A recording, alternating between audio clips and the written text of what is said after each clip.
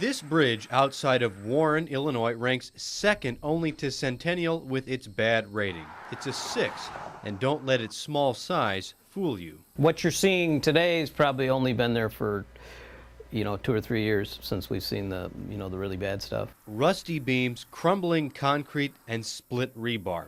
The guardrail looks like you could push it over.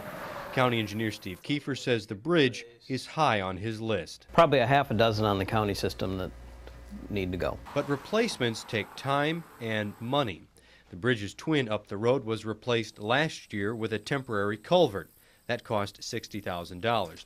Kiefer says the final fix will cost hundreds of thousands more. A little bridge these days is, maybe $200,000 or $300,000. He'd like to replace 2 bridges a year, but he doesn't have the money for that. So Kiefer juggles which ones get fixed now versus later. Getting them replaced right now is our challenge. We've got a lot of structures that need attention. So I've got 4 right now that I'm trying to get replaced in the next couple of years. Bureau County also has a really bad bridge. The Bailey Bridge ranks at a 10.3.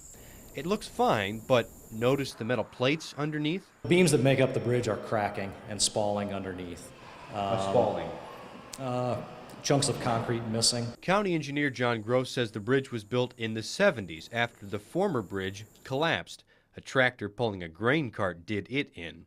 It was replaced with a precast concrete beam bridge. Quick, cheap, and easy. It's very difficult to anticipate when those are going to fail or show signs of failure. So a small crack 1 year may end up 2 years from now being a very significant spall. Gross says the counties have learned that type of bridge isn't so good. They're really not meant to bear the kind of traffic that we typically see on the county roads. They're being replaced, but again, money is a problem. Gross says he'd like to replace 5 bridges a year.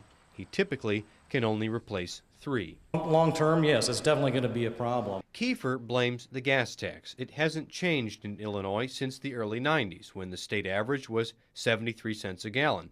Today it's $2.64 a gallon. So while he's getting less money, higher oil prices have pushed up his budget for highway materials. When gas shot up, so did all the asphalt prices.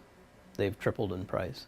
So what I used to be able to do every 3 years, now we're looking at a 8-9 year cycle. Another Illinois bridge program hasn't changed since the 70s. Under it, Kiefer gets $151,000 per year. Back in 1979, you could probably put up 2 bridges with that kind of money.